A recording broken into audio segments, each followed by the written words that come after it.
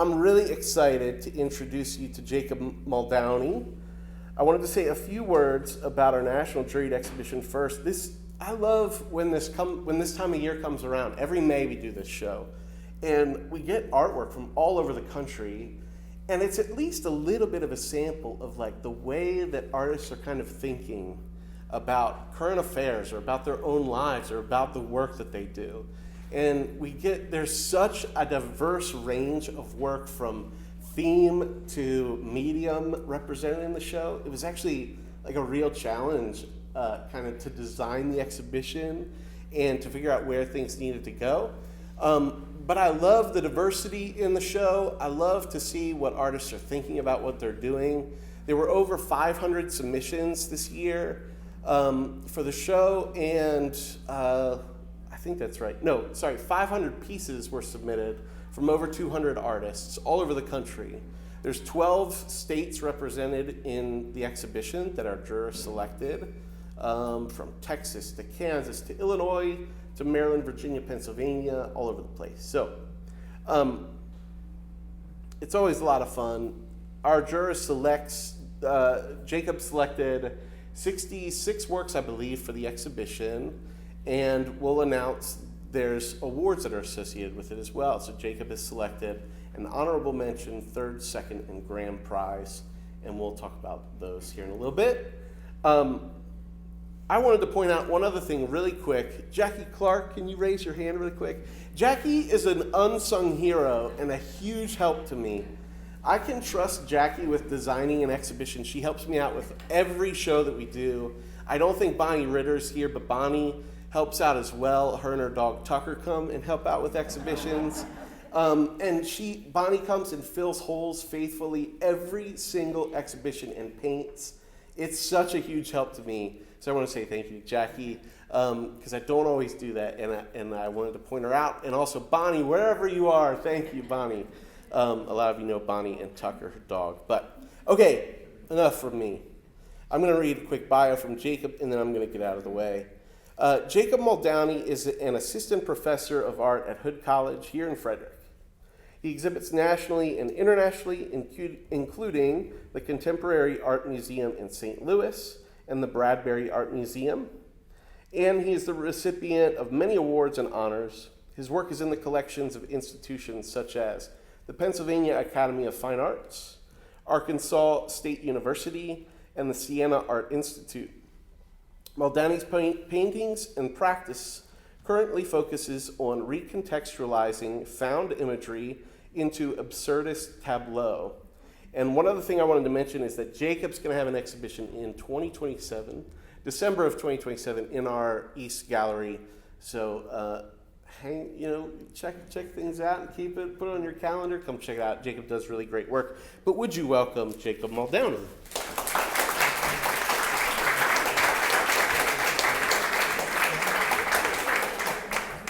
Thank you. What an honor. I've kind of actually been asked to talk a little bit about my own work before kind of proceeding to talking about the show. So I'm going to start off a little bit talking about my work. I'm going to talk a little bit about my philosophy for jurying the show, generally speaking, in this show in particular, and then we'll go through the prize winners. One thing I do want to say is it's always tough to be a juror. This show is particularly tough, as Corey mentioned. The sheer volume of artworks to choose from was a lot. I think it was 580 something. And so winnowing it down to something that would actually fit in the space was a challenge. A little bit heartbreaking to leave some pieces on the floor and then kind of making the choice, because there's the 4 awards. There are a lot of very deserving pieces in the show, and kind of making that choice was also a little bit tough, a little bit challenging. So you guys made it real challenging for me, but I think the show looks really, really wonderful in this space. You see it online, you see it on the computer, and you say that looks great, but then when you see it in real life, it's a different thing. Sometimes things are a little bit of different size than you think they were. Sometimes there are some optical effects that you can't really capture in digital photograph form. So seeing the work, coming and seeing it in this space, it looks really terrific. So you guys are to be lauded for the quality of this show this year. All right. Just real quick, let me pull out some notes I've written for myself to make sure I don't spend too much time talking about myself. It's a problem I have. I've been told. So we'll try to curb that in a little bit. At its heart, as was mentioned by Corey, at its heart, my work is about context. I'm interested in exploring how context shapes the way we look at things, our perception of their aesthetic value, our perception of their meaning or significance. All right. So take a simple sentence like "I don't hate you." Hopefully that comes as a comfort to you. I don't hate anyone here. If we take this sentence, it's only 4 words, right? But depending on the inflection or the stress you give to a certain one of the words, it changes the meaning dynamically, right? So you have "I don't hate you," which is probably how the meaning of that sentence you'd interpret it if you received a text like that or an email that said that. "I don't hate you." Oh, good. I'm glad you don't hate me. But if you change it to "I don't hate you," suddenly it's like, well, who does? Someone else must hate me, right? Or "I don't hate you." I had a roommate say this to me one time, and it didn't make me feel very good because he was going to use some other synonym for hate. Like, I just dislike you strongly, all right? Or "I don't hate you," right? So depending on the stress, which word receives that stress, it dynamically alters the meaning, right? That's kind of the effect I'm going for in my work. By changing the context, it can dynamically alter your perception of the meaning of the work, okay? So I started off my exploration, my early kind of exploration with this by using some found family historical images that really struck me when I saw them, all right? So this is a photo of my grandfather, I believe on his honeymoon, and that's on top of the Empire State Building. And it was, my grandfather died when my dad was only 14 years old, so I never knew him, so it was kind of interesting from that perspective. But the other thing that struck me was the purpose of the image there was no kind of attempt at making art when this photo was taken. It's just a documentation of a family event. Look, I'm on the Empire State Building. You can see New York behind me, right? But it was still something that was visually striking. So what I went for was this kind of was the start to a series of prints, monotypes, where I took found images that were never intended to have an aesthetic purpose, but by recontextualizing them, both by making them quote-unquote art, and changing the material as well. It's no longer a photograph, it's something that's hand-produced. Seeing how that kind of changes how the viewer interacts with the piece, all right? It's kind of, and I'm about to commit one of the cardinal sins of talking about your own artwork, which is never show another artist's artwork in a slideshow about your work. So I'm about to show you an artwork by Via Selmans, and I think the reason they tell you not to do that is because sometimes your work doesn't look very good in comparison to this. So, just be generous with me as I show other people's artwork here. I'm going to take the risk. All right. So Via Selmans is someone who kind of does a similar thing. Someone I was inspired by, who takes found images or images that she captured herself that are kind of mundane or not art, but kind of copies them in a way. It's one of the things she talks about with her work is taking something, an image that's charged with emotion, and kind of giving it a scientific dressing, is what she calls it. So taking emotional imagery. So you look up in the cosmos. A lot of times you look up in the starry sky that makes you feel something like awe, sublime, and she's trying to kind of make it cold and clinical. I'm kind of doing the opposite, actually. I'm taking something that is intended for a scientific purpose or a documentary purpose or whatnot, and maybe turning it into something that has a little bit more emotional content in it, right?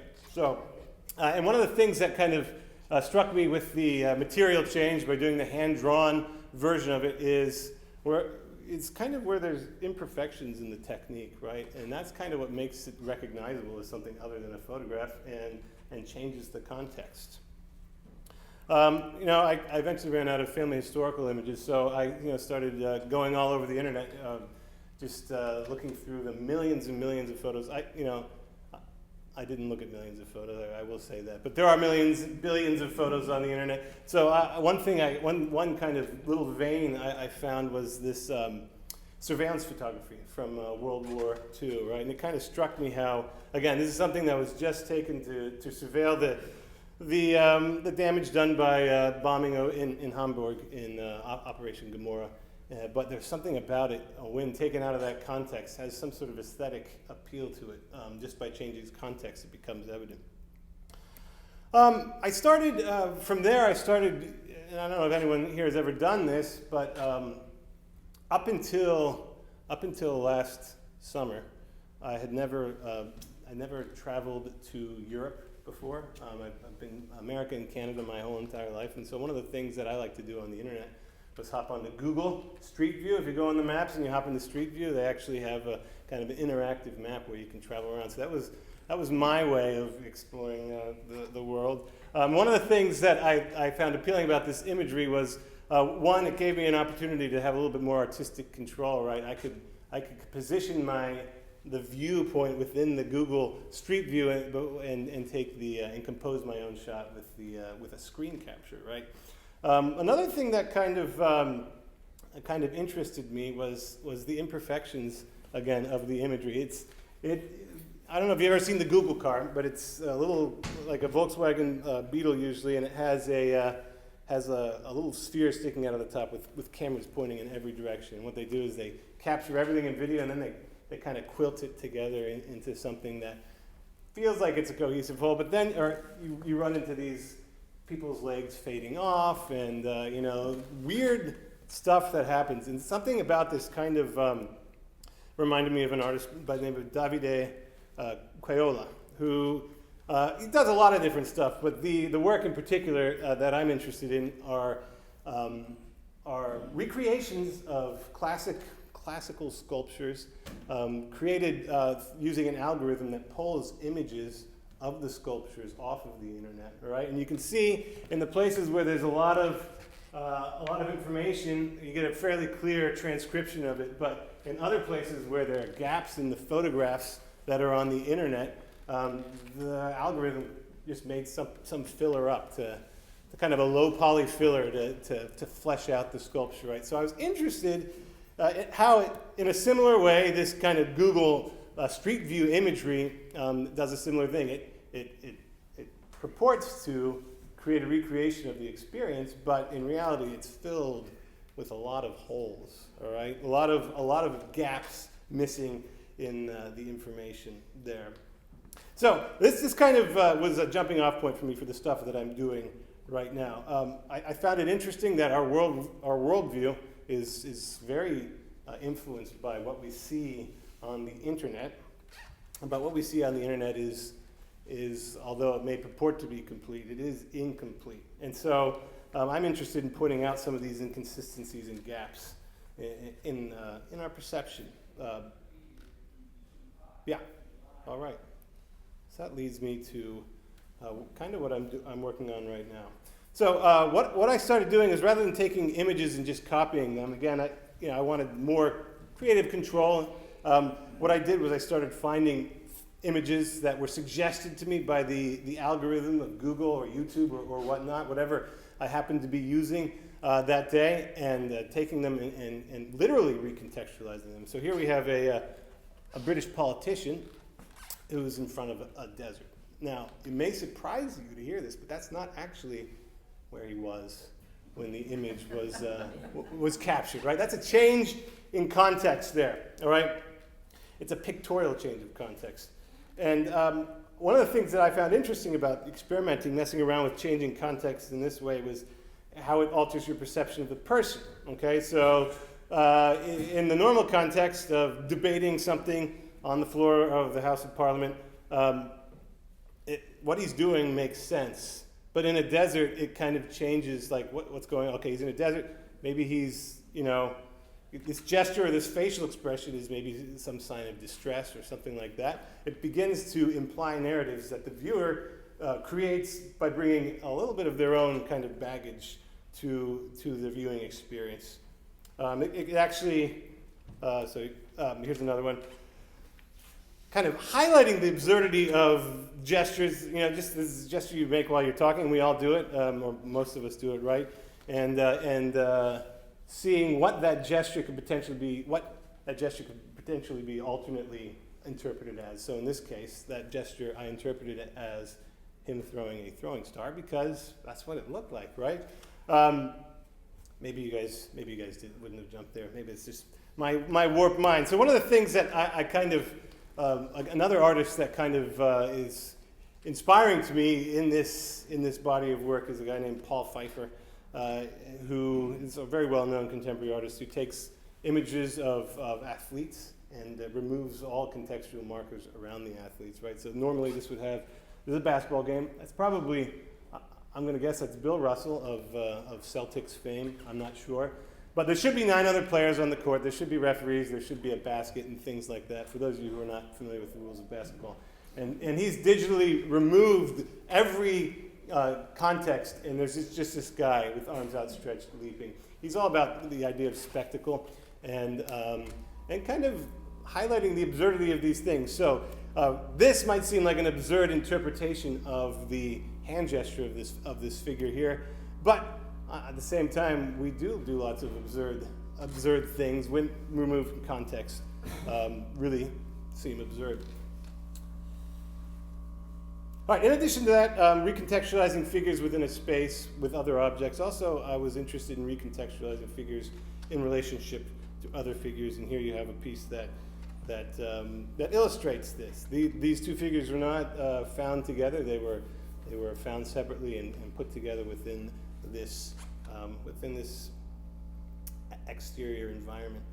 One of the things, again, that I'm interested in putting the figures in conversation with one another is the creation of implied narrative, where you look at it and it's kind of a natural reaction for a human when you see this to try to figure out why it's happening, like what is going on, what is the story that's going on behind here. And I do work in a fairly representational mode right now, and I think what I'm going for with that is I want it to be believable enough to feel real without necessarily veering into a sense of surrealism, but kind of treading the boundary between believability and unbelievability.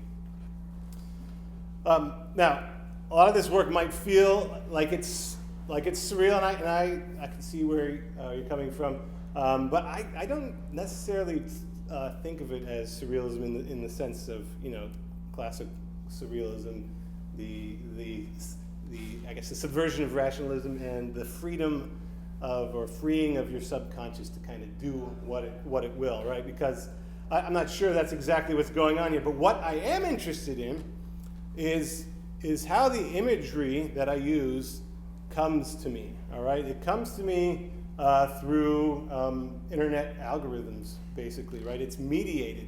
And so it seems like it's random, but I guess it's kind of the internet's subconscious so it's the subconscious of the internet that I'm bringing to the surface here. All right, so it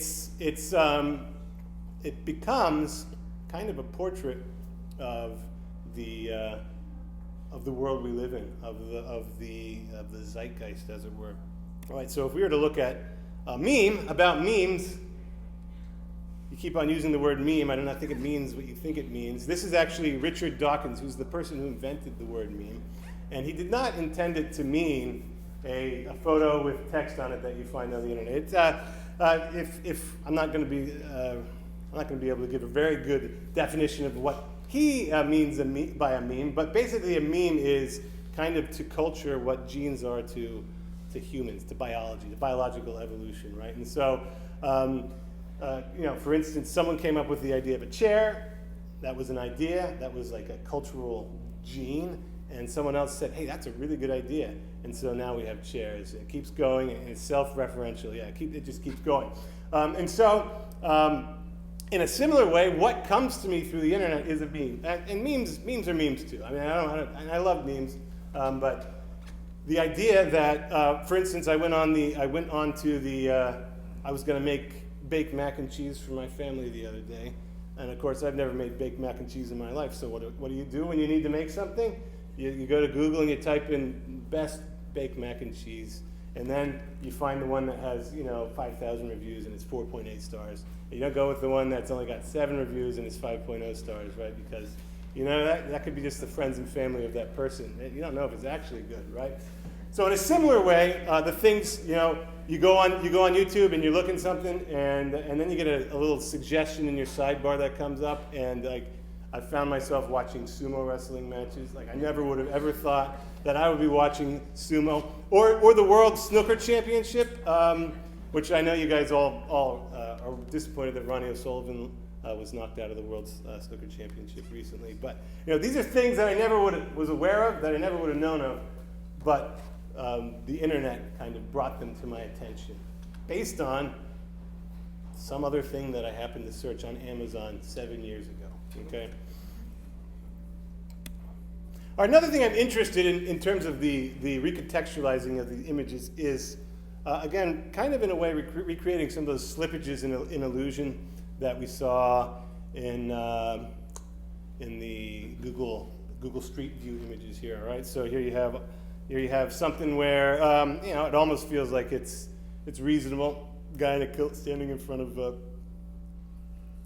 henge, and then he doesn't have legs, right? So there's that kind of pushing the boundary between how much information is in there to make it feel real versus how much information is in there to kind of underline that. I'm actually kind of inspired, and again, some of it's a little bit more obvious than others, right? This is, I think, fairly obvious. But here, it's hard to tell. At least this is what I was going for. You can tell me I'm wrong, but it feels hard to tell if this is one figure or two figures. If it's two, where the one starts and where the other begins. If it's someone with 2 arms, someone with 3 arms, someone with 4 arms. Right. So there's this kind of slight slippage in the illusion. In a way that there it is. In a way that kind of is inspired by artists like Nicola Samori, who uses a very kind of classical Baroque technique, but then literally it ruptures the canvas in a way that breaks the illusion, right? So it becomes, is it a tableau, is it a picture, or is it an object, right? And it's kind of an interesting tension between those things, right? Same with this one right here. Mainly it feels like something that could happen. But there's kind of abstract shapes overlaid on top of it that create a kind of a subversion of the illusionistic space within the piece. Another thing I do when trying to change the context of an image, and I think this is something that is a tool that lots of artists use, is titling. That is another way to provide a different context for a piece, right? Because like it or not, when you go through a museum, and I try to stop myself from doing this, but you look at the piece, and then the next thing you do is you look at the tag, right? Who's the artist? What's the name of the piece, right? And so I try to leverage that to my advantage. Okay, one of the things I like doing, and I think this is important because the saying is a picture says 1,000 words, but I actually kind of think it's the other way around. I think a word says a 1,000 pictures. Right, Joseph Kosuth did a famous 1 and 3 chairs piece where he kind of talks about the different ways of representing a chair. And really the most powerful one, or at least his idea, is the dictionary definition of a chair versus the actual chair and the photographic replication of a chair. I'm actually interested in how painting and drawing is kind of an inefficient way to communicate, and I'm interested in kind of using that inefficiency, playing it up, and titling is one of these ways that I do it. I'm a dad, so dad jokes are a thing for me. I like puns, and so a lot of times puns or double meanings are something that I try to incorporate into the titling, so that you can potentially, depending on how you understand the word or whether you get the pun, it might change the way you think of the meaning of the work. All right, so for instance, this piece, Gang refers to the leftover material from a mining operation. All right, so you dig up the ore and you process it, and the stuff that's useless is the gang, right?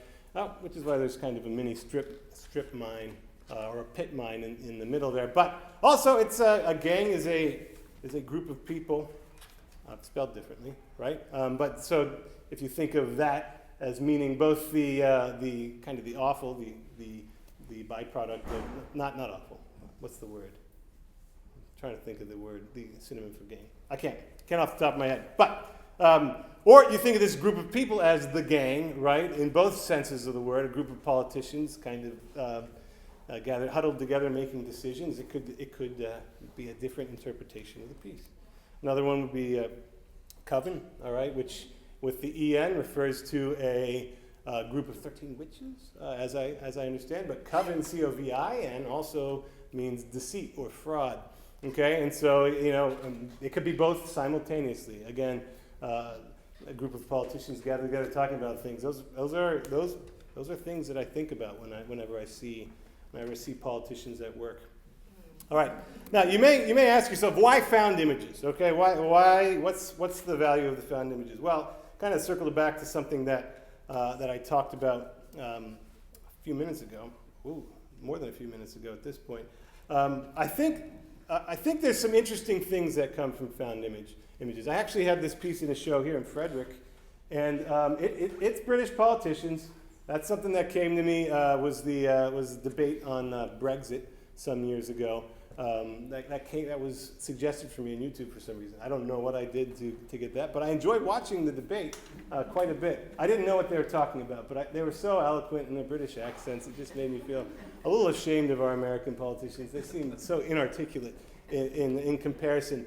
One of the things that I found interesting, though, is this piece. I don't know who these people are, and frankly, I don't personally care who they are. But someone came in and saw the show and said, "Hey, I watch that person's podcast like every week," and they were able to recognize them because they'd lived in England for some period of time, and they're tied into British politics in a way, right? So using found imagery kind of allows for that interaction to potentially occur. I also, as was mentioned earlier, I like composing my images from kind of the flotsam of the internet, right? Whatever the tides of the internet bring to me, because again, I think it's kind of a sign for the fragmentary and disconnected world that we live in, right? The internet was supposed to connect us, and it does in a way, but it also divides us in a way that is somewhat peculiar to our current time. So I like how that use of found imagery kind of plays with the idea of connection versus alienation. So yeah, that's my work in a nutshell. Thank you. All right. If there's any questions, I'm going to do Q&A on my work right now because I don't want to come back to my work after I start talking about your work because you're really the stars of the show tonight. Yes? Did you read Lacan? No. Okay. Oh, Now, the reason I ask is because of words and how words have so many different meanings. Mm-hmm. And I just got turned on to that since I've been involved with like simulacrum and all this good stuff before. Okay. And it is almost impossible to understand. That's how you know it's good, right? I'll have to get that. I'll have to get the info from you, so I can. You have to get the Lacan for Dummies. Okay. All right. That sounds. I might have to get the Lacan for Super Dummies book, but yeah, that sounds very interesting. Thank you. Any other questions? All right. Yeah, crickets. I must have done a good job explaining myself. There are no questions. All right. So, being a juror of a show is always a daunting task because I've been on the other end before, and I've sent my work off to juried shows, and they've gotten the rejection email and said, and questioned the mental fitness of the juror, right? And which or I've been in a show and I see who wins the prizes, and I've had a similar reaction, a little bit of a little discontent. All right, and so some of you may be feeling that feeling tonight, and I like to be liked. That's one of my great weaknesses. So it's always a little bit daunting to be that person who breaks hearts and so forth. It's also daunting because it's a job where you're not just you're not just doing it for yourself, all right? You're doing it on behalf of an organization, all right? And so anytime I'm asked to be a juror, one of the things I like to do is I like to get clear in my mind what are we going for? What is the gallery going for in the show, rather than what am I going for in this show? So I can kind of I can kind of do a good job for them. Okay. Now this was a national juried exhibition, and so one of the things that made me think is we need to get a show together that has, as was mentioned by Corey, kind of a really diverse array of artistic vision, and there is a lot of different approaches to art in the 580 some odd pieces that were submitted. So that part was kind of baked into the whole process, right? It's not necessarily about me just finding the stuff that I like, but finding the stuff of quality that will fit well together and kind of display the diversity of the applicants.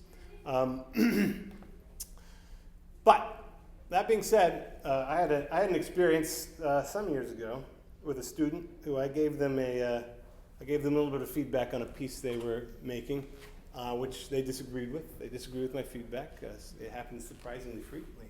And they said, "Well, that's just your opinion." I thought about it for a second. I said, "You may be right, but that's literally what you are paying me for, is my opinion." All right, so you can do what you want with it, but you're wasting your money if you don't at least take it into consideration. So that being said, while I'm here to represent kind of the interests of the purpose of the show, I'm also a person who has opinions, right? So while kind of going through all the works and kind of trying to pick a great variety of stuff, I was also looking at what I found personally attractive or interesting, either from a visual or conceptual standpoint. And I think that's part of what you live with when you send your work off to a juried exhibition. You just understand that somebody has a slightly different opinion than I do, and that's okay. That's part of the whole process. Yeah. So what I'm going to do now is I'm going to announce the prize winners, starting with, is it in reverse order? Yes. Okay, good.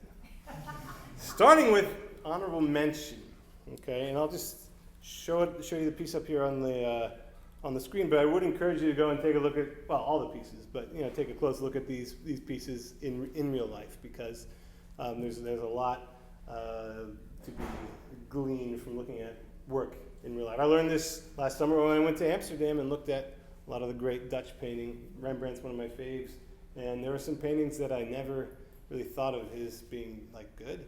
And when I saw it in real life, I was blown away by how amazing it was, because you can't capture the indirect painting method that he uses very well in photograph. All right, so enough about Rembrandt. All right, honorable mention goes to Michael Bruner for Ordinary Things. Everyone, let's give Michael a round of applause.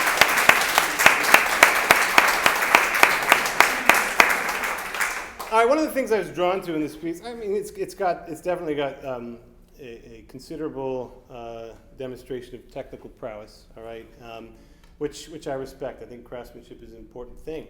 In addition to that, I read up a little on the artist's website about the idea of pushed reality is something that they're attempting to achieve in their work. The idea of kind of pushing things beyond real. In a way that reminds me of an artist's.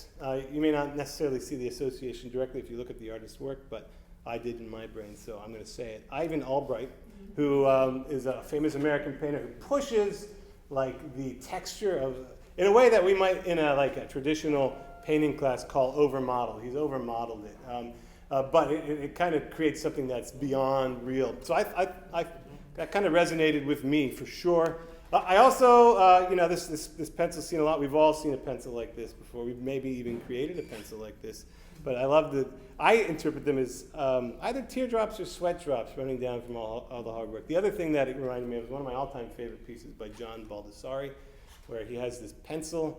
It's a photograph of the pencil before it was sharpened and after it was sharpened. At the bottom it says, so it's a really nasty pencil before it's sharpened. It's one of those ones where you kind of pick back the wood to try to get at the graphite, and it says, something like this. It's not going to be a direct quote, but I found this pencil was sitting in my car for weeks and weeks and weeks, and every time I saw it, it bothered me. So then one day I took it out of my car and sharpened it, and I think that has something to do with art. And so I think that kind of tie-in really was something that I liked. All right. Third prize goes to Lori Rounds for Clouds Roll In.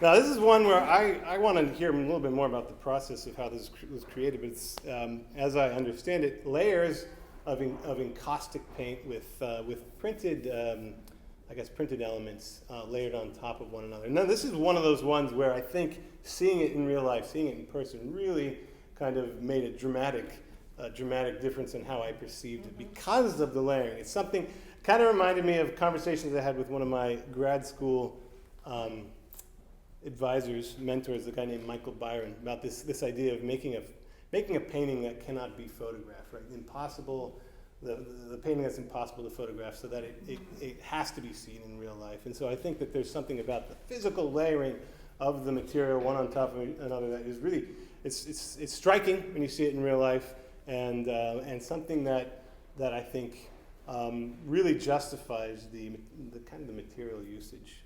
So, very well done.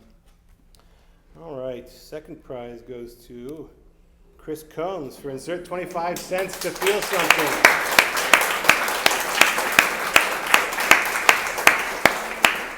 All right, there's a lot to love about this piece. I inserted 25 cents, and I felt something, which is probably why this is a second prize winner.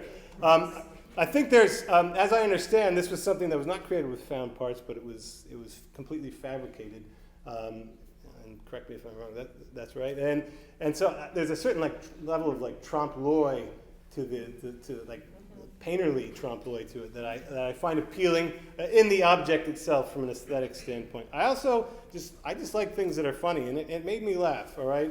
Inserting the 25 cents scene, the cat video, hearing the song, it made me chuckle. I also think deep down inside, and this is maybe me projecting, so if I don't know if the artist's here or not, so don't be offended by what I'm about to say, but I think that there maybe is, we are on the same kind of boat when it comes to how we feel about technology.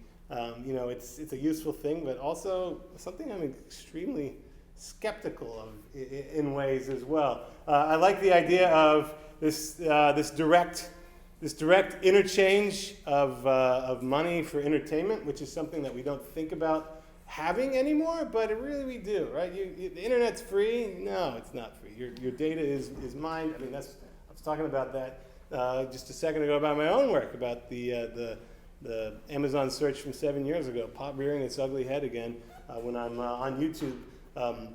So I really like that kind of pointing that out and highlighting the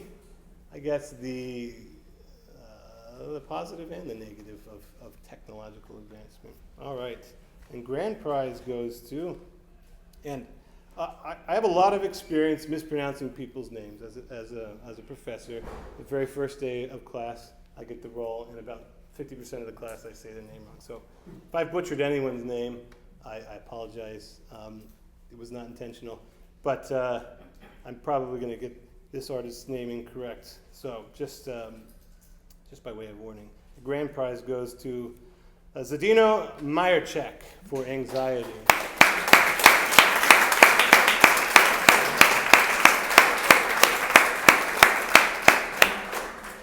All right, this is another one where I think the seeing it in real life was transformative. I mean, you get a bit of the effect of the alabaster. I believe it's alabaster, and it really fits kind of the idea of a figurative sculpture well, because it's got some translucent qualities to where it's been carved a little bit thinner that remind you of like skin. Okay, and so I think that there's like the really good matching of the material to the subject matter in a way that feels convincing. I'm also,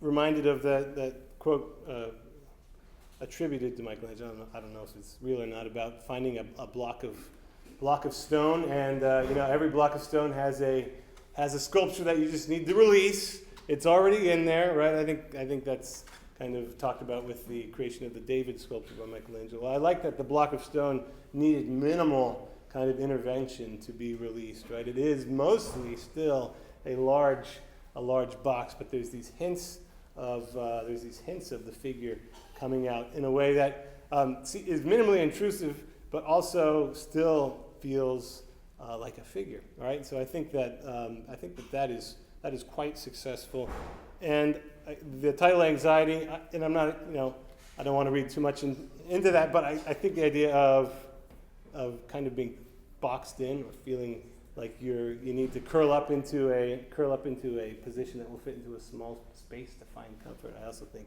works for how I'm interpreting the concept behind the piece. So yes, very well done. Let's give a round of applause to everyone. Nicely done.